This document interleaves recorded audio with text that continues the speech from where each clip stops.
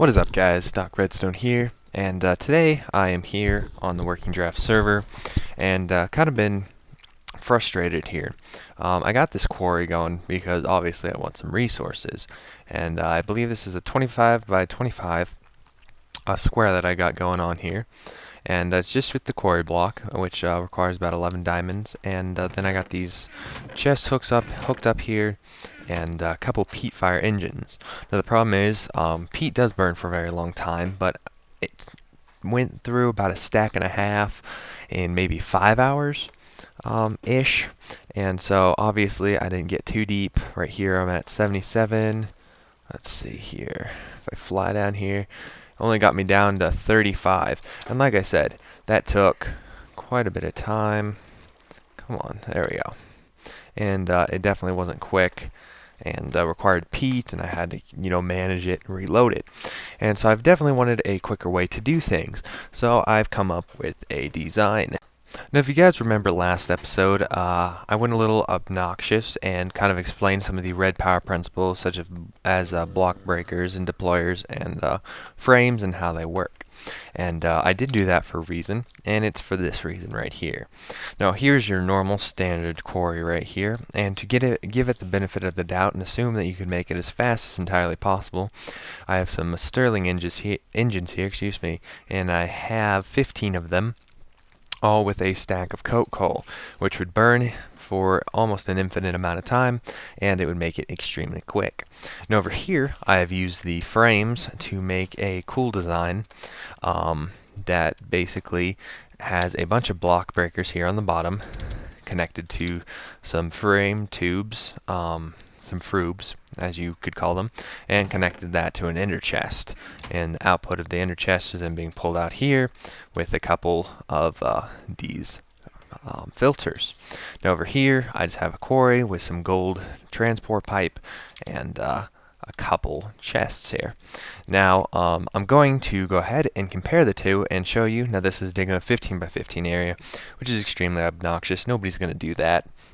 I'll probably make a 5 by 5 if I do, or when I make one of these myself. And this is also digging a 15 by 15 area, and they're side by side. So if I go ahead and I flip this lever right here, you'll go ahead and start that, and it'll start the frame quarry. So I'm gonna go ahead and flip this lever right here, and you guys can go ahead and see why a person would make a frame quarry.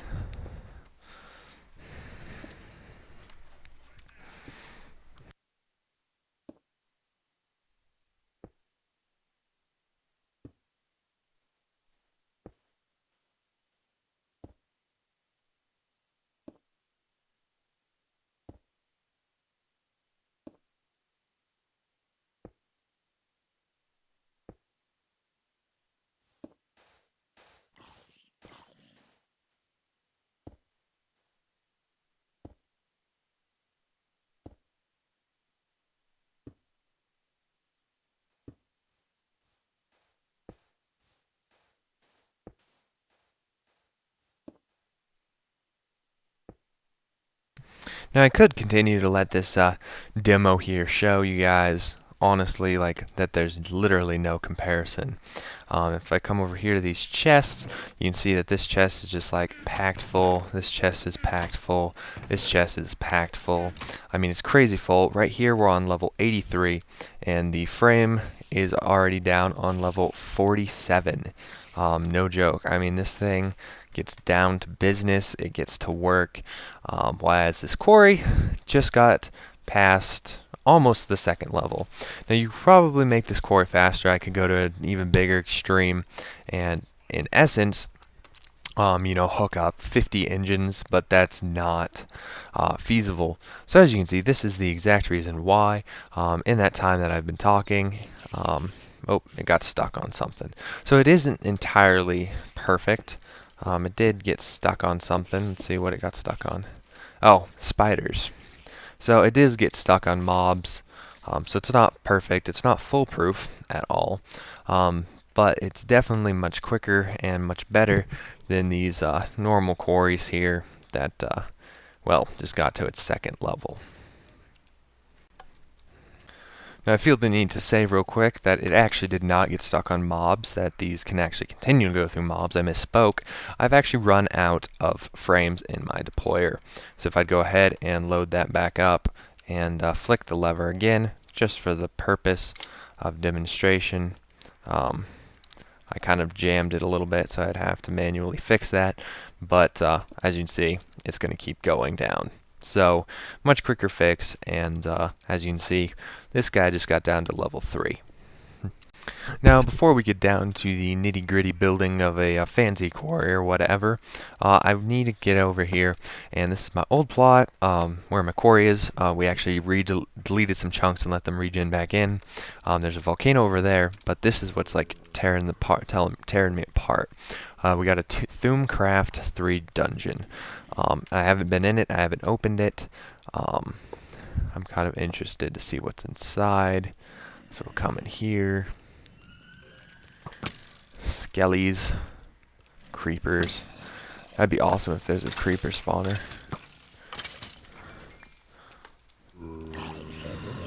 Alright, let's see what we got. We have in here a skeleton spawner. I really wish I would have brought some torches for you guys. And another zombie spawner. So we got some good spawners in here. And I'll pop down in here. Kill these 2 mobs off. And see if there's anything good. So we have some thumium, some copper, some gold, some bronze leggings. I think I can use those with my minium stone. Bronze pickaxe. Don't want these bones here. Or that, or that. Really? Alright. And in here we have some more bronze chestplate and copper and tin. So it's not super awesome, but it was good enough for some free loot. Alright, so now the first thing I want to do to make this quarry is I want to have a flatlands world. I mean, that quarry just did down. I'm also going to make it retract itself up, and I'm going to make it go left, right, forward, and back.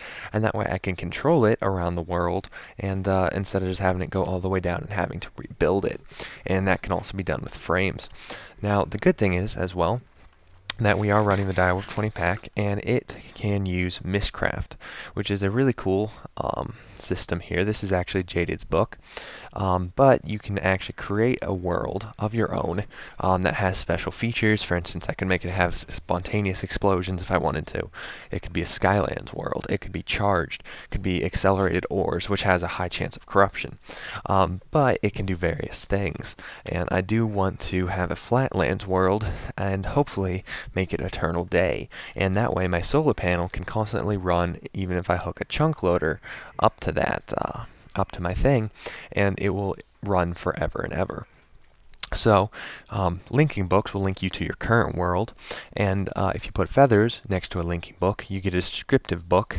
This is very basic, so I assume most of you know, and descriptive books can be modified inside a book stand. Now you can also just use this descriptive book as it stands. I could right click it and go into the world, and then it would randomly generate me a world, and that's how Jaded has got all these various symbols. But I'm actually going to customize my world, so we can go ahead and stick it in here, and we're going to call it Doc's Digger, just for the sake of it. Now, I think I want it to be a beach biome. Would require it to have water, and I don't want much water, so I'm going to want it to have, let's see, we'll do maybe, let's see, I'm trying to find, I do believe there's a desert. Not, maybe we'll just do plains. So we'll do a plains biome. Then I could select the type of biome. So it's going to be a single biome, and I just want it to be plains. For lighting, I want it to have standard lighting. This is not day or night. This is just how the light appears on your screen. For sky, I'll just, I don't know. I don't think there's, normal sky color. Perfect. Terrain features, I can do lava, lakes, wooden tendrils, such things like that. And I'm going to go ahead and pick the, let's see, we'll do caves. Now, you want to pick one of each, which is why some of these I could really care less about, but I need a pick. Otherwise, Mistcraft will actually substitute one in for you, and there's a chance your world can become corrupt, which means that it can have explosions, and if you die in the world and can't get your stuff back, that's just tough luck. Let's see.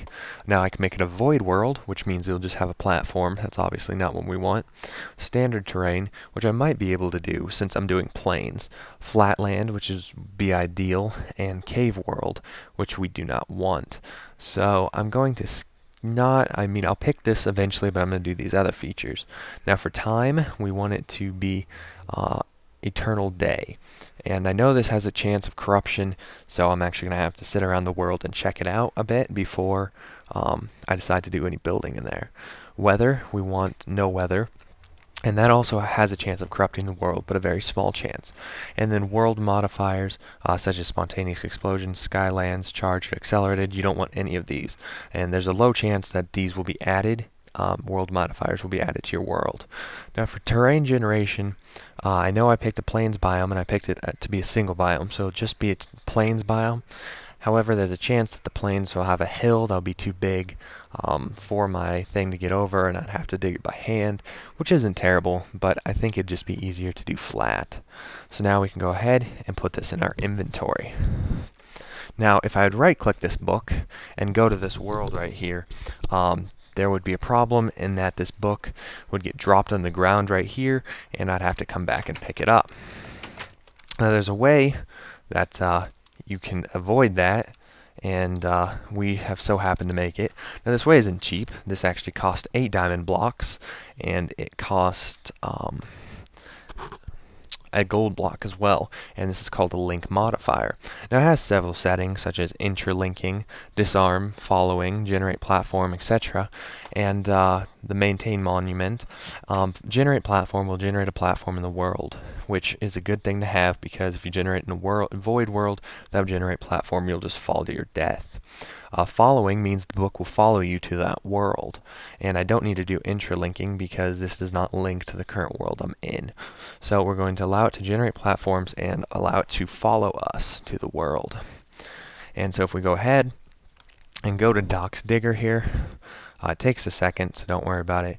And I always mouse over at least one book just in case it turns out to be dangerous or something. Let's see, I'm going to have to worry about dodging these trees here. But that's not a big deal.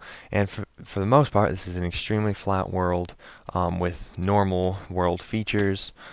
So I could go in these caves and find them.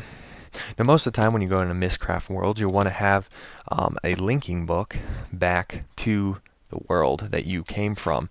Otherwise, you'd be stuck in this world and never be able to leave. And given the circumstances that just happened, that's what would have happened here. Because I didn't bring a linking book. However, I have these linking books that are interlinking books, and they follow me around. And so this is to my home, which is the one I was in last episode, my original spawn base, my quarry area, and energy mountain. And so anyway, I'm just going to go ahead and explore some of this world real quick and make sure that it is entirely safe, that there's no corruption going on at all, because I did pick Eternal Day, and I just don't want any corruption to basically ruin all the work that I would be putting into this quarry. So as far as I've been able to tell, when I created this book, the no weather and the flatland and the eternal day did not cause any issues to this world. There's no corruption at all. I've looked around, and you would definitely have seen corruption in the world if there was some. So now that I know this world is safe, I'm actually going to create this book, and it's going to be a linking book, and it's going to link to Doc's Digger, which is what this descriptive book does. And this is just going to be a backup book, and I'm going to make another one as well. And so I have two backup books to this world, just in case I end up losing this descriptive book somewhere or anything like that. So now it's safe to go ahead and head to my home, and I'm going to make a couple pedestals and whatnot for these books so they can sit around here, and then we'll be back and we can get to work on the supplies. Alright, so I went ahead and made a couple lecterns, which are what you can place your books on. They're almost like an exact recipe of a stair, except they have a stick added onto them. And since this is my Thumbcraft room, Thaumcraft, gosh darn, I need to get used to that. Since this is my Thaumcraft room and has quite a bit of book stuff in it already, I'm just going to go ahead and place it in here already. Not on the floor. Let's see, I think these can hook on the wall. Yep, something like that. And then this book right here, which is to my digger, can go right there. And as you see, it says Doc's Digger. And I also have a copy of it in my inventory and a copy of it at my old base. And we'll just place this lectern here, just in case I have another book I want to place here sometime. So now what I'm going to have to do is make a couple of these support frames right here. And we'll just make 48 of them. And I'm going to need some more brass. Let's see, I'll take some of this brass here, toss it in the inventory. Alright, I'm definitely going to need more sticks, but for right now I think I can deal with what I have. If we come over here, I'm going to need some block breakers, and I have a recipe for those. Let's see, block breaker.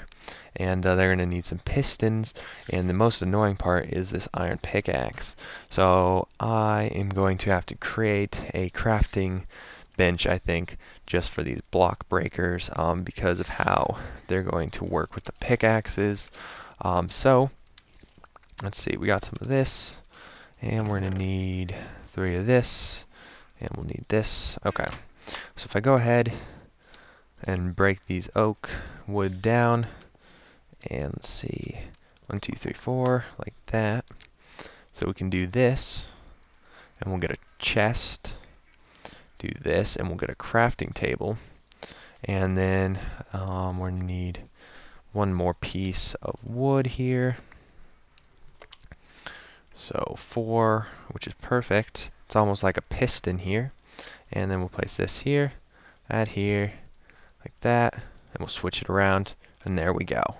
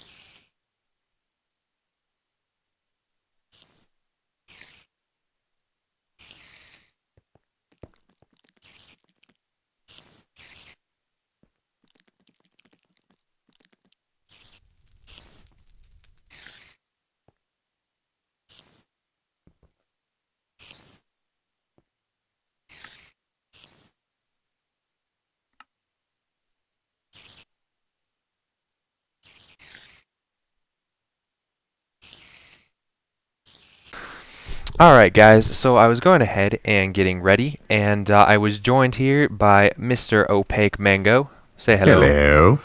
And so he is into the red power stuff, and he was actually talking about some of his experiences with red power, such as some automatic lights, which I will have to show me later on.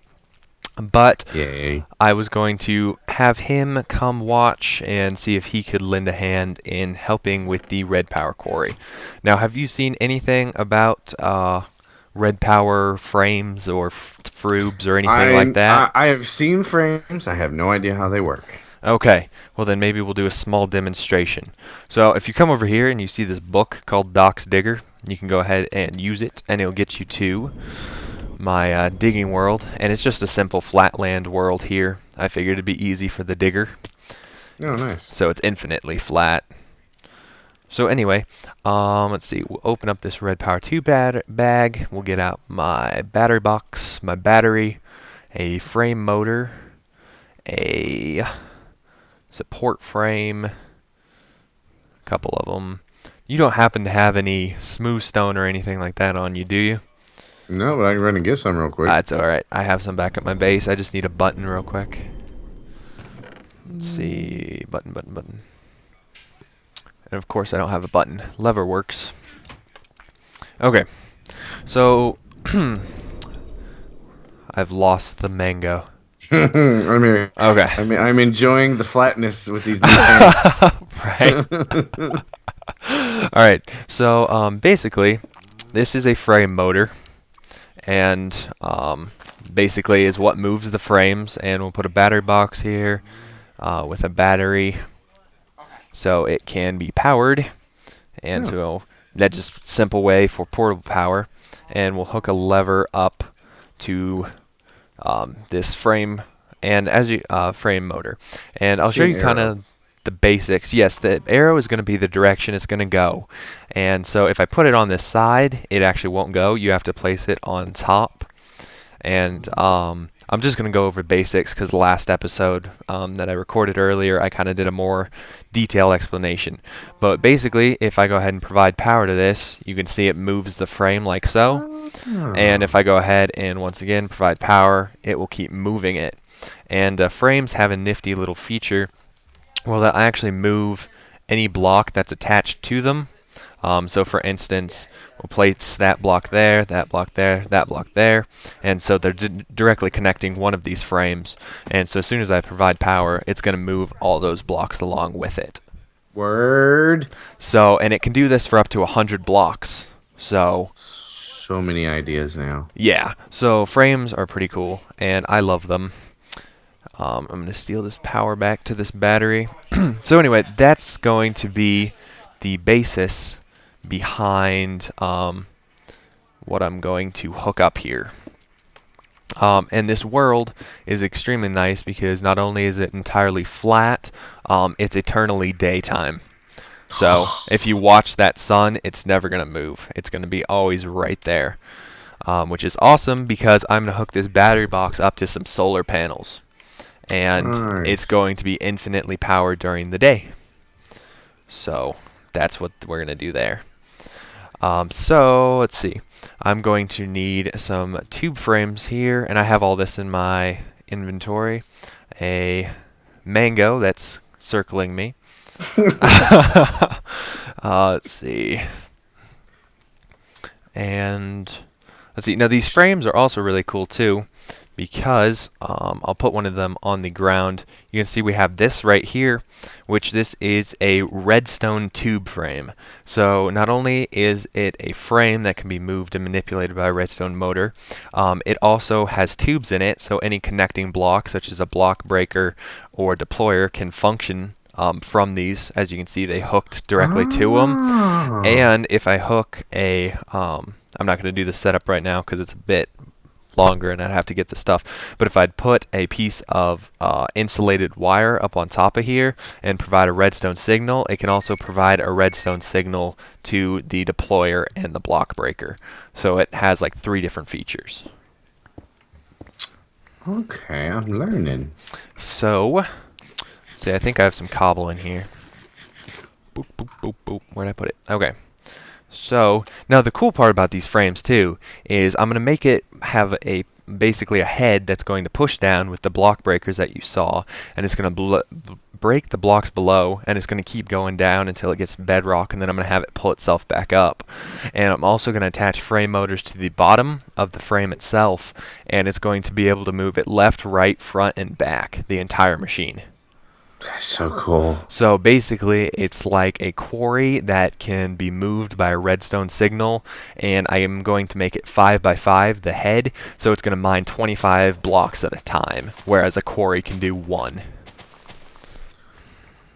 That's a little redonkulous. Yeah. So earlier in this episode, like I said, I showed the people how to hook up, or showed the equivalent, and I actually hooked up 25 Stirling engines, all with coke coal, and turned them on, connected to the quarry, and let it mine. And at the same time, the frame quarry was mining, and it got down to level 32 in the time the frame or the normal quarry got down 3 blocks. Oh, wow. And that was Okay. with 25 engines, so it was like 10 times as fast. So, um, so I'm going to go ahead and start setting it up and kind of explain as I go. So I'm just going to build it up. And like I said, I'm going to make it 5 by 5. So 1, 2, 3. Actually, I could probably, well, I'll do 5 by 5 for now, and I can make it bigger later. Because this is kind of tiny. I didn't realize how tiny 5 by 5 was. No, I have more. What was I going to do? If I do... Why is this so tiny? This worked better in beta tests. What have I done? What did you do? I haven't mango-proofed it. I didn't do it yet. Nope, this is working. Okay. Maybe it just seems tiny compared to... the one I had in my beta world dug a 16 by 16 at a time. But Gotcha. the resources required for that, not even feasible. Yeah, but this world you can have 1 billion solar panels.